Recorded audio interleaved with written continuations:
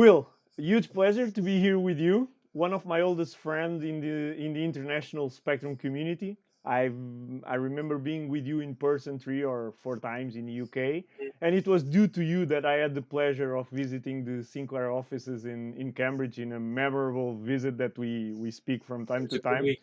Yeah, it It was was a an good. amazing weekend, drinking beer and seeing Sinclair stuff. And you're wearing the Yeah, shirt of our uncle Clive Sinclair. So yeah. it's really a pleasure to be talking with you. And when I think about ZX81, you're the first name that I remember because of your effort to make it more dynamic, the community around it. So yeah, we'll talk about that for sure. So, But it's will some people won't know you for sure. So I would like, suggest you start by introducing yourself.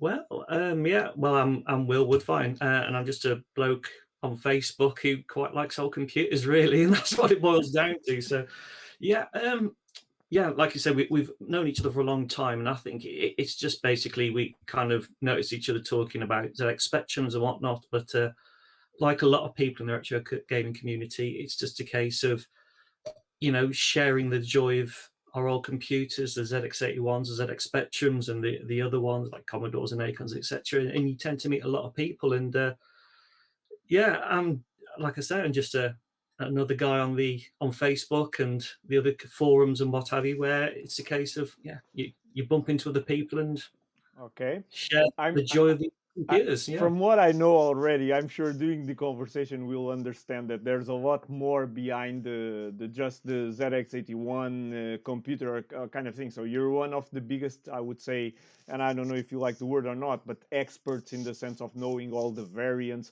Well, some people will call us geeks or nerds or something like that, but That's a better phrase. Yeah. yeah, but bottom line, at the end of the day, we like to learn about those things, and that's also one of the. It's not the main objective today. The main objective is to learn about ZX81 in the UK, as we're Mhm. doing it around the world. But obviously, we want to take the opportunity to learn from your knowledge and talk about that. But so before we go into more detail, let's just bring some context in terms of the what was growing up with it. So I think you are related to technology in terms of your professional life. I don't know if the Spectrum and ZX81 was important for that or not. So the first formal question would be, did you have a ZX81? Where did you get it? How much did it cost? How important was it for your career nowadays? So if you can address that, please. Well, I'd always been. Growing up. I was always interested in technology.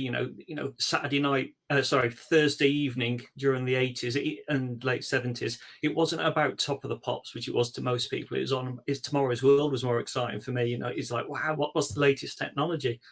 And I always used to enjoy watching that program. And my dad's is in a technical profession. He's an electronics engineer and what have you. And that's something that interested me. And I can remember playing around with little bits of electronics as a child, as I sort of was fascinated by them. And part of that in the early days of computers in the late 70s was computers were part of the electronics scene. It seemed to be more of rather than a separate thing itself. And I remember my dad looking at these pictures of this white rectangle, and it was. I remember looking at it and I asked him what it was. And it was a computer. And it was obviously the ZX80 adverts, and it just had this amazing looking design. You see these pictures on the screen in the magazines about what could go on the screen. You're thinking, well, what's this? And I was able to have a play on a pet once. Okay. But yeah, having a play on a pet, and it just captured me this amazing ability to type something in, and you could put your name up. The most simple of things, but it really captured me. And then basically one day I came home from school and my dad had had the day off, and yeah, my mom was in a bad mood. It spent some money and this kit had arrived, and I was a bit disappointed because it wasn't this really amazing looking white computer. It was this black one. And he basically explained that it was the new version and it was a ZX81. And he was literally finishing putting it together because he bought the kit. Okay. And about when I've chatted to my dad over the years about it. It was one of the very first ZX81s. He literally ordered it as it first appeared. So it turns up at our house. He let me do a bit of soldering on it. I was there when he first tuned it in, and we saw that little black K in the corner. And I can still quite clearly remember that first evening typing in the clock program out of the manual and being absolutely amazed that I created this clock on the screen. And that was how the ZX81 first came into my life, and it was the first computer that I had. Okay, it's the family's computer, but it was the first computer I could get at and play around with, and what have you. It just captured me. It really, really did. One thing amazing is that, so obviously we know about the story, and even though, so I started with the Spectrum, not the ZX81, and most of the people that I interview didn't start with the ZX81, or then they are from South America and they started with other clones and things like that. But so you're, I would say, the first person that I'm talking to that started with the ZX81 in kit form, which was something very typical from there. I totally agree with the connection between electronics and the first adopters of the computers. You even had the experience of soldering a little bit of it because of your dad's profession. May I ask you, do you still have that computer or not? Unfortunately, lost. There's an awful sad story. I asked my dad where it was, and basically, when he was clearing the shed out once in the late 80s, he put this box outside, and a couple of years later, he went into this box, and basically, the computer had. He expanded the ZX81 considerably. It had a Maplin keyboard in a large aluminium case. People talk about software piracy, but because my dad worked with a lot of other electronics engineers, there was this one guy who had a lot of money, and he used to buy all the hardware parts for the ZX81, user-defined graphics, sound cards, EEPROM cards, expandable systems, quick save, etc., etc. And all the electronics engineers used to gather around and copy the PCB and the components and make their own parts. And like we do nowadays to recreate the old stuff. Exactly. So looking back, this considerably expanded ZX81 was left to rust outside, and but I do have. He did get a hold of a second ZX81, and I do have that, and that's the one which is just over here. This one here with the white badge on it, playing Space Invaders in the background. So that's one of the oldest ones as well. So I've kept that one, and that's the one which has got the closest connection to my own heart, to the original ZX81.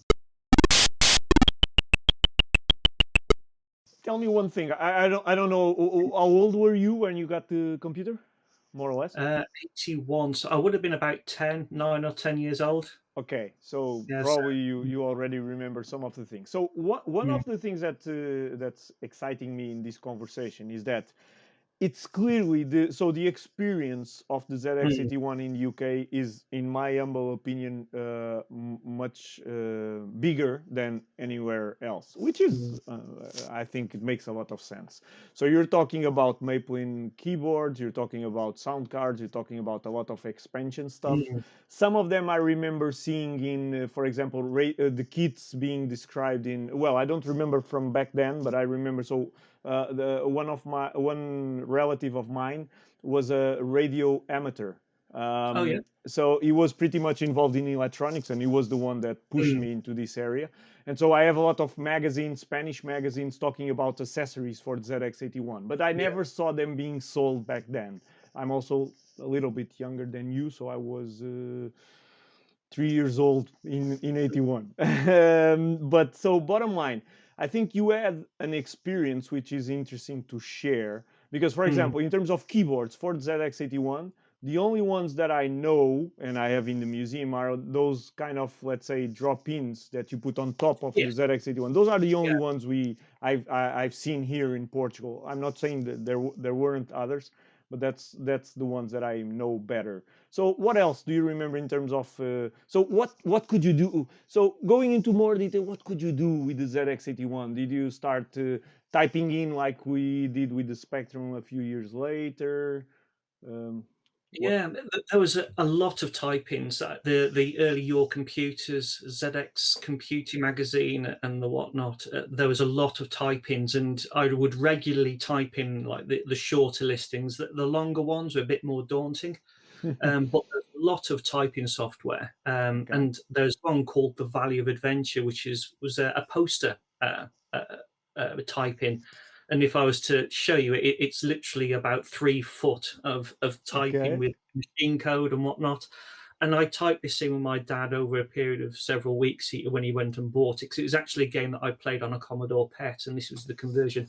Okay. Um, um, and yeah, so there was lots of evenings when I was with my dad, and he'd be going AB, and I'd be AB 2C 2C, and you'd be typing machine code or basic and whatnot. So there's a lot of that just to get some end results out of some games. So there's a lot of typing. There's a lot of me playing around with basic as well and getting to understand. And there was a computer program called the Computer Program, literally on BBC One, and they would go through basics of programming as well. And I would go, oh, I get that.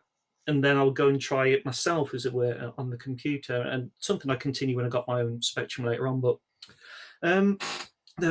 sometimes there was new software or original software, which again there was copies floating around, but I can still quite strongly remember having my first set of birthday money after my dad had got the ZX81, and we went up to the local town centre, and I bought QS Asteroids or Quicksilver. Okay. There's quite a few big names in over the years, who started back in those early days of the ZX81, such as Quicksilver and Bugbite, Hewson, and Arctic as well. They all started quite early on. So yeah, there's a fair amount of games playing, but on the side of that, because of the I suppose the amateur hobbyist electronics kind of side of it, there was a lot, especially in our house. There's a lot of expansions and hardware. So the keyboard was a Maplin keyboard. That was a kit which you could send off for. Not the greatest keyboard, but it was the keyboard that we had. And I think there's at least 2 or 3 other larger keyboard kits: DK-tronics, Subtronics, Electronics. Now that you mention Maplin, I remember one of the things I have in the museum is precisely a kit from Maplin. It's not a keyboard, but it's a kit for in-out control, like you have for other computers. So I bought it from some other friend in UK. And so I remember, because I have the project with all the components, with the digital to analog converters and those kind of things. So yeah, so it fits on that description. Yeah, and I think one of the things where the ZX81 is a real hit, it was quite a low price. I mean, I wouldn't say we were extremely poor, but for the want of a better word, didn't have much money to waste or throw around. So when this kit for a computer came out at $49.95 plus whatever it was for postage, it was an easy way of bringing that technology into the house. And because I knew I'd probably end up working, or looking back, it's obvious that I was going to end up working in technology and electronics, and I became an electronics engineer after that when I left school. It was Clive Sinclair was very clever in bringing the price down. Okay, it's a very simple computer, but it got computers into a lot of households, and it got this impetus and this sort of ground swelling of interest in computers. And then when they brought out the ZX Spectrum at the price it did, with people the color, were ready for it. Absolutely, yeah, exactly. He laid the groundwork with the ZX81. The enthusiasts went onto that, and then he made it much easier with the ZX Spectrum. Yeah, it was very clever in that respect. I was looking at some advertisement from Portugal, and the first translation of the manual and all of that, and I find it very interesting, and I'll cover that on the video about Portugal, because they need to explain to people what is the object they're looking at, and what you can do with it, because it's a new thing, so people didn't knew what they could do with it. And so it's very interesting. You need to train and teach your customer on how to use it.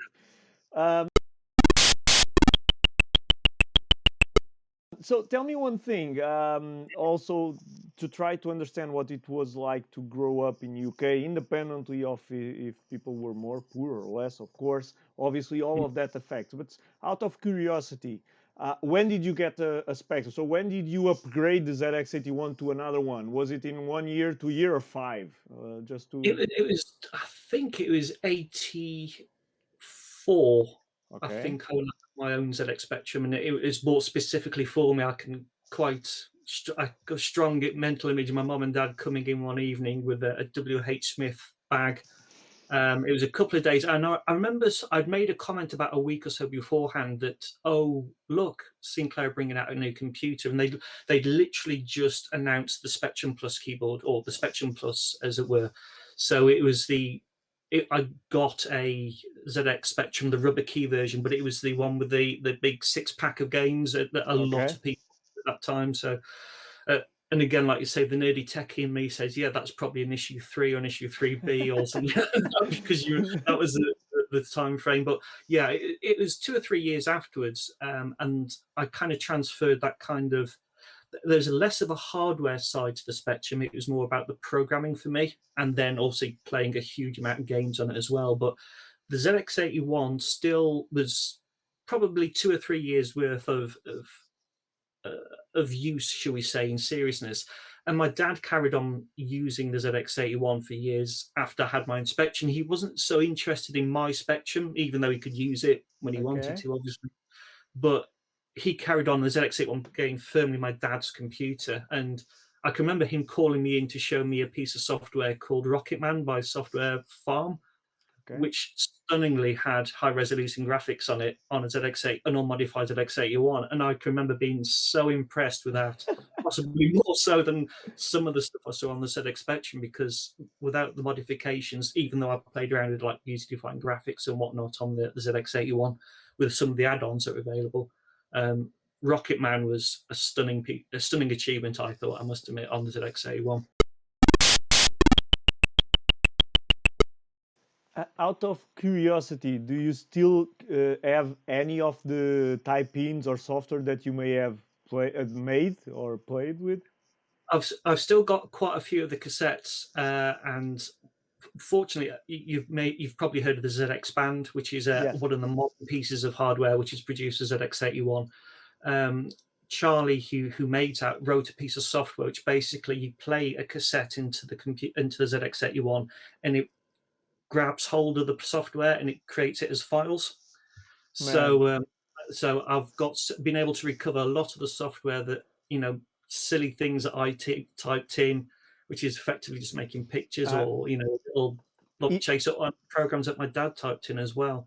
okay. Yeah. So So even that's though quite. it's not for myself, I think I know who is going to be your new best friend from as soon as this video is published. Because so André Leão, that you know also, is in Yeah. some of our groups. So André is doing a huge effort in terms of preservation also of not only Portuguese Spectrum software, but also ZX81. And he was describing to me how hard it is, the process, and the fact that they spent hours to be able, because the ZX81 sound is Oh very yeah. sensitive. It Uh, just. Yeah, so definitely. if that works, I know what he wants for Christmas this year. ZX Pen. Very That nice. expands. I'll make sure that he knows about that. Sure.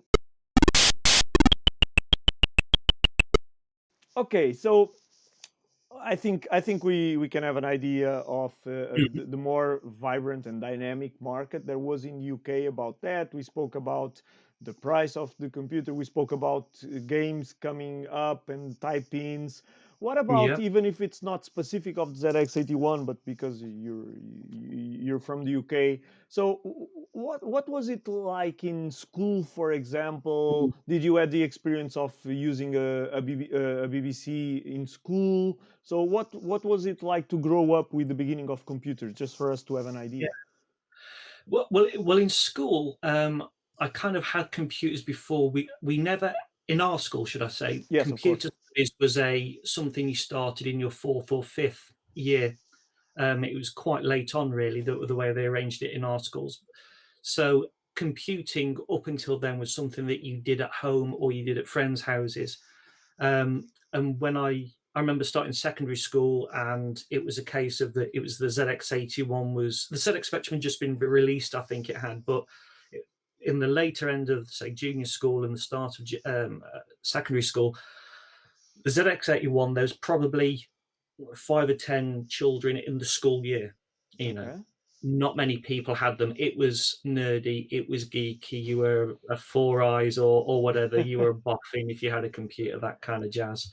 That changed considerably, obviously, when the ZX Spectrum came along and it became mass market. Everybody had one, or if they're unfortunate, they had a BBC or a Dragon 32, or we had a lot of army kids, because there was an army base just down the road where they had a lot of kids coming from around the world on rotation with their parents' postings. They all had Commodore 64s because they all came from Germany and all that kind of jazz. So, but what was more prevalent is there was a big drive by the UK government, and they wanted the workforce, they wanted people to be IT savvy. And they had, I think it's called iTech clubs, information technology clubs. They were funded by the UK government. And I remember going with my dad and the guy I used to work with, and I think it was a Tuesday or Wednesday every night, and you would go into this building at the local industrial estate, and it was full of computers and people. It was absolutely amazing from a retro nerding point of view. A bank of Commodore PETs. There was another section where there was Commodore Acorn Atoms at the time. Another brace of Apple IIs all set up. There was the guy from the local computer shop with he brought a Spectrum on literally the second week of release. People bring their computers along, and somebody turning up with the Oric one that had been released, they turned up, and everybody was crowded around to have a look at it. The BBCs turned up. Somebody turned up with the Dragon 32 when that was released. Back then, the early 80s, the growth in the computer industry and this whole range of new computers, it was incredible for a kid like me. Yeah. I just wanted them all, never able to afford them, obviously. But this whole myriad of computers that didn't work or weren't compatible, but they were all interesting in their own way. So obviously, like 30 years later, I surround myself and get hold of them just to get an experience of them. But it was extremely exciting if you're interested in computers. It really was, because there was such a diverse variety of computers at the time. Yeah, one thing I think I can imagine that. So Portugal was completely different. I imagine some people don't like the way I normally express this, but I'm not trying to make any kind of argument on the computers. But what I mean is, for example, in the museum we have computers from the UK, so I think most of the ones you referred are there. Computers from US, so some Ataris, some Commodores, some even a Macintosh there. The Yorick 1 and Yorick Atmos, the Enterprise, which is a computer released in '84. Too late to try to compete with the Spectrum, but too late. So we have plenty of those there. But obviously, I don't have that relationship like remember seeing it when I was young, because I think mostly due to the presence of Timex in Portugal, I would say we have to, well, probably us, and I don't know if Poland, but Poland, they have a huge admiration, fascination with Timex stuff also. But I would say that in Portugal, obviously there were some MSX, there were some Commodores. I'm not saying there weren't, but most of everyone would have a Spectrum, the ones that had some kind of computer, because of price, most certainly. And for the good and for the bad, of course. In one way, it's more strong, the passion. In another way, well, we didn't have so many alternatives, of course. So let's now move a little bit forward, and I would say there are at least two things I would like to focus in different moments. So one is, okay, what do we know about ZX81? Take a little bit of your knowledge and experience and share what exists, and then I can illustrate also with photos and things like that. and the other Okay. one about the present. So why doing stuff about the ZX81 nowadays, and that's probably we can leave that one for the final part. So Okay. look, when I start talking with you some years ago, and when we start addressing the ZX81, and I even have some information you shared with me, I start realizing there were, I think, 3 versions of the ULA. There's some square root bugs. There's a lot of things, interesting things for collectors. We have to remember we're talking about the computer that Sir Clive Sinclair himself considered his best piece of art or engineering. There is an interview where he claims it's the one he's more proud because of the number of circuits, of integrated circuits used being so small. So, what can you Yeah. tell us about all these variants and the story of this? Yeah, there are quite a lot. There's quite a few variants. The only trouble is they all look pretty much the same from the outside. So, from one point of view, again, it comes back to this the nerdy techie side Of course. of the ZX81. If I mean, especially more so in the Spectrum community, there's a lot of people who are very much interested in the games and they're not so interested in the technical, which is completely understandable because myself, I love playing the games on them. On the ZX81 side, the technicals, because it appeals to me immensely because I'm from a technical background. I've got a technical job. I enjoy the minutiae and the difference of the different types. So, like you say, ZX81, there's 3 ULAs. There's the 2C158, the 2C184, and the 2C210, and they're basically an iteration of trying to fix the TV signal, for want of a better word, in general. The very first ones had this 158 ULA, and the first ones are made in week 2 of 1981. Okay. And that one, if you were to consider possibly the oldest or the rarest or the most desirable from a collector's point of view, it's that computer. It's the ZX81 with a ULA in it with a date code of 8102, second week of 1981, which is much earlier than the release date of March the 5th, which is I think week 10, I think it is, or something like that. So yeah, that's the first one. That will have come again also with a bugged ROM. They got the calculations wrong, the coding wrong, and it does, amongst many other minor ones, it's called the square root bug because it calculates a square root of 0.5 wrong or something like that. So now what Sinclair did is obviously they had a whole batch of these ROMs that they paid for, and they came up with this very imaginative kludge, and it's basically a little beige PCB with a couple of ICs on it, and it sits on the CPU. Okay. Now, it's affecting the operation of the CPU rather than the ROM, which has got the actual ROM coding in it. So it's very clever in that effect, and it only comes into play when these certain calls are made. So they appear on the early ULAs, the 158, and sometimes they appear on later early ZX81s, which are the ones with the ULA in, which are called the 2C184. 84. It's an Okay. awful. Yeah, the middle one, the middle model. Don't worry. So yeah, and these all appear on the issue 1, and again, some people where they're used to the excitement around the issue 1 spectrum, they think, oh, I've got an issue 1 ZX81, but the issue 1 ZX81 is extremely common. Okay. It's the date of the ULA, which is what makes it more exciting. Now, one thing which you may see from the pictures of the issue 1s is they're all got very curvy PCB traces, and they were all hand drawn, and it lends a certain charm to the PCB, and it's a very organic, lovely looking PCB. And one of the things which is quite strange is it does actually jump from an issue 1 to an issue 3, and the issue 3 PCB is very much a CAD layout. It's all straight lines, and it's also, unlike the issue 1 PCBs, tends to have a red solder mask rather than the green on the issue 1. Now, something that kind of could be an issue 2 PCB is the US ZX81 Yeah, I was going issue. to ask about that. Yeah. Yeah, and that tends to have a red solder mask, but it's the same layout. as the issue 1, where the ULA and the ROM and the CPU in the same positions, except changed on the issue 3.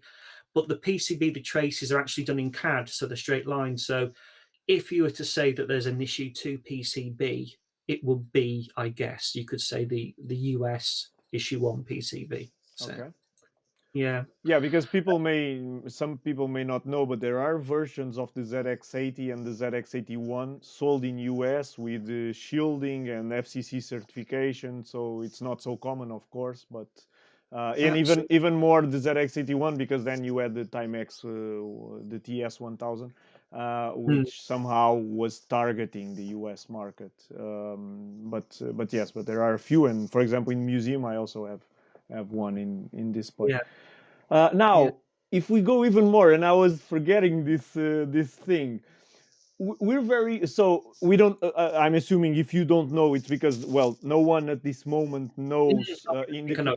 in the Yeah. community about the issue 2, of course, or Yeah. it's not something that anyone from Sinclair former employees ever comment or anything like that.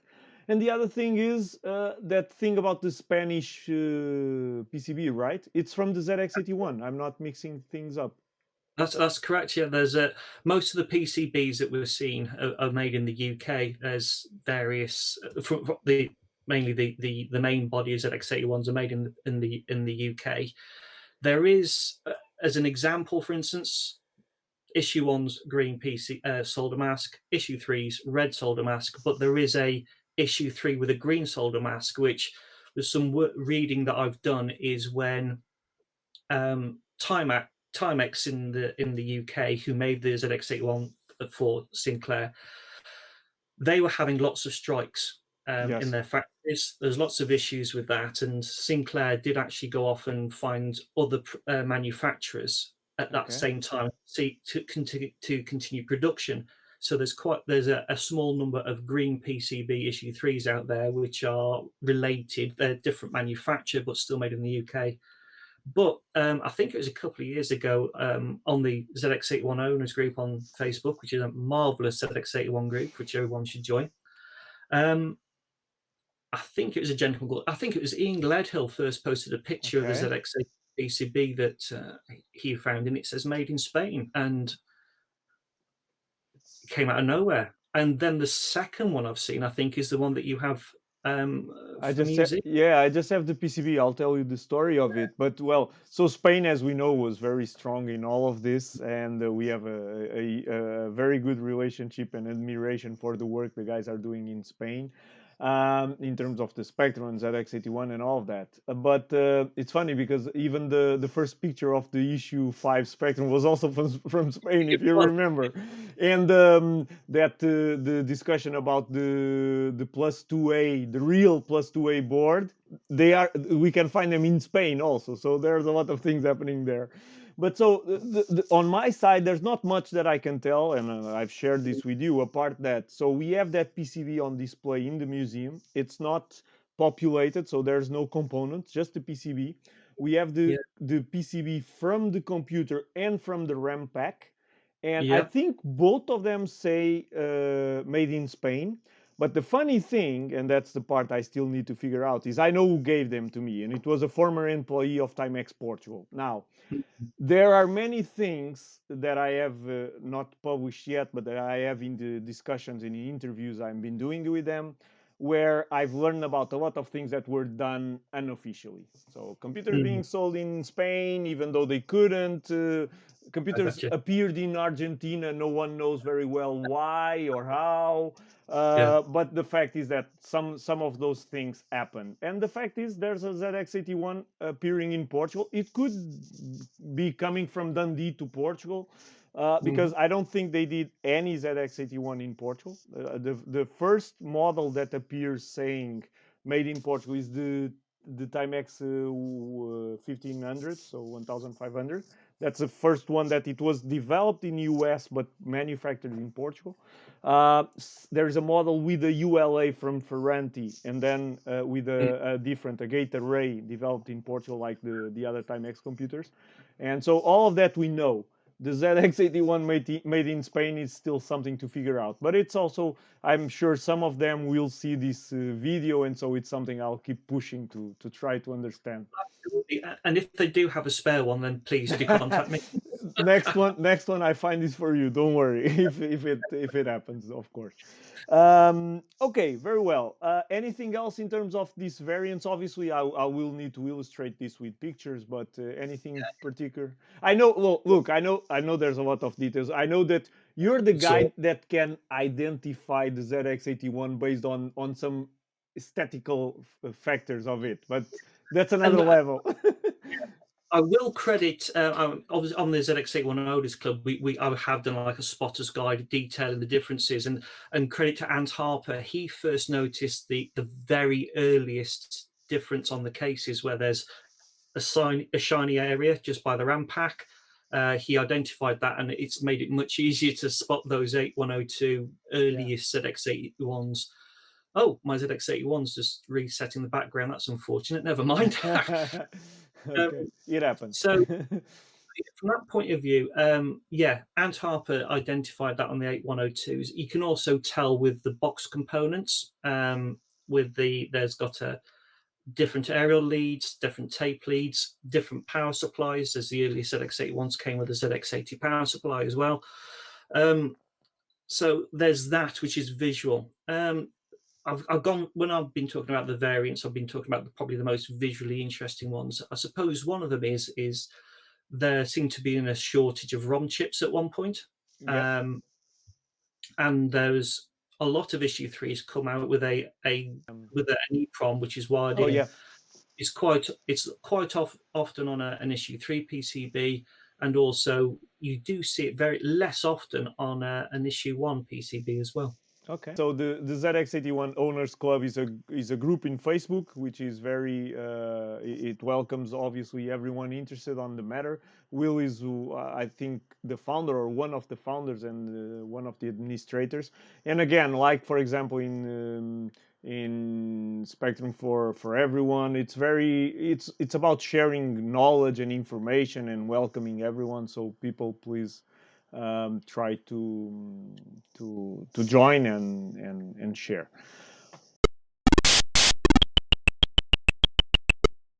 I would say we can talk about the present, and the ZX81 Owners Club is a part of it. But so I think ZX81 is still very active. There's some developments of hardware also. Obviously not as much as for the Spectrum, but it's and I think everyone can understand that.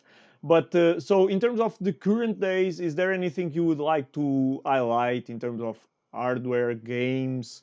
Anything like that you think it makes sense to share with everyone? Yeah, absolutely. The ZX81 community and also the availability of software and hardware, it just seems to be increasing year on year over the last few years.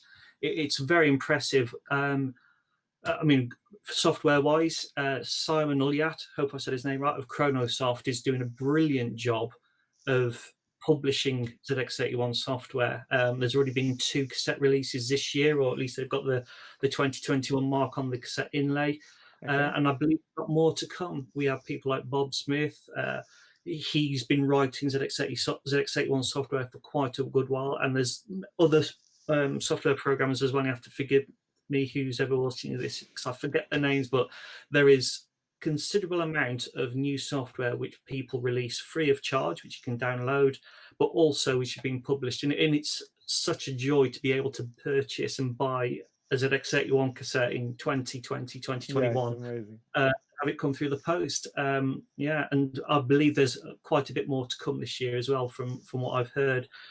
Hardware-wise, we have the ZX Band, which is most revolutionary. I say revolutionary, it's probably the most key piece of hardware to enabling the ZX81 to be used easily these days. And basically what it is, it's a 32K RAM pack with a SD card on the side of it. Most current version has a AY sound interface on the back of it as well, so you can enjoy AY sound out of it as well. But it just makes it so much easier to load software using the .p files. And it's very much similar to the situations we have with the ZX Spectrum, where you can do the div, DRAM-MC, yeah. those things. There's quite a strong hardware scene, or a strong ZX81 scene in Germany. Okay. There's quite a big group of people, and they've been going for years. They hold they used to, before the pandemic. They annual, I think it was, meetups. And there was all sorts. I've seen videos of ZX81s controlling CNC machines, all sorts of real hardcore kind of hardware projects. But they've brought us the things like the ZX Blast, which is similar to the ZX Band, the composite video mod, which enables the very questionable RF output, the ZX81, to be converted to a composite video. Sound cards, or reinventions of the Zonex sound card, and also the ZDNet interface card, which, when you get it set up appropriately, allows you to use your ZX81 for email. So I imagine typing emails on it should be very, very good. Fantastic. And apparently it uses a specific server, so it's your name at ZX81.net or something like that. Okay. It's a good thing to try to set up in the museum, but I'll need your help for that. Definitely. So yeah, it's still a boy. It's not as, like you say, it's not as busy as perhaps the ZX Spectrum scene, but there's still enough to make it that it's a joy. That, you know, every couple of months, there's a new piece of software, or there's something new to come along. It's and probably it's even easier to be updated than with what's happening in other things. For example, the ZX Spectrum last year, there were something like 250, almost 250 new games launched last year. So just new games. So obviously, I imagine how hard it is to cope with all of this. So it may be another way to look at these things. I do know the ZX81 is a part that I really need to organize better my collection. And by my collection, I mean what we can put on the museum, of course. But it's fundamental to have this kind of knowledge that people like you have, and to have this opportunity to know about it. I think it's fantastic. Will, on my side, I think we covered the main idea. So we're celebrating the 40th anniversary. We're also trying to show how it was to grow up with the ZX81, in this case, around the world. I think that objective is fulfilled. I don't know if you want to say anything else. Feel free.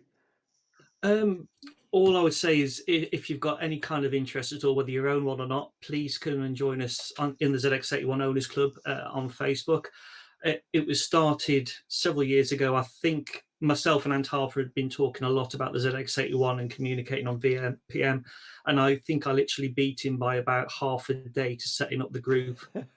Literally, we both had the same idea at the same time. I set it up. And so it's both our babies. We set that group up. I think when we first started it, we expected it probably 200 or 300 people to join, and now we've got just over 1,500, I think, people in the group. Okay. It's a lot of members. They're not all active like many groups, but there's always something being posted, somebody sharing their latest acquisition. People like Johan Coleman, I think, who's the Mr. Beep or Dr. Beep, who writes fantastic 1K high resolution games, which shows what can be achieved on the ZX81. People with their hardware projects, and also information and news on the new releases of the 81 emulator posted regularly. There's lots of information about what's going on the ZX81 in the group, so please do. Look, feel free. It's a British computer, so if we want to know what's happening, we should be in the groups where most people from the UK are also. At least I think that makes sense to get more knowledge. That's at least what I normally do with the other things. So Will, many thanks for the conversation, for your time. I'm not sure I'm going to say I hope to see you in the museum, because we have this private joke where every time you say you will come, there's something happening in the world. So I hope to see you, but without any more problems in the world already. So that would be nice. Yes. Yeah, it would be nice. But yes, we will meet for sure. I have no doubt about that, with you, with Ant, with so many others, Andrew, so many others that I'm expecting to have here. So some good friends that from this community. Thank you very much, Will. No problem. My pleasure.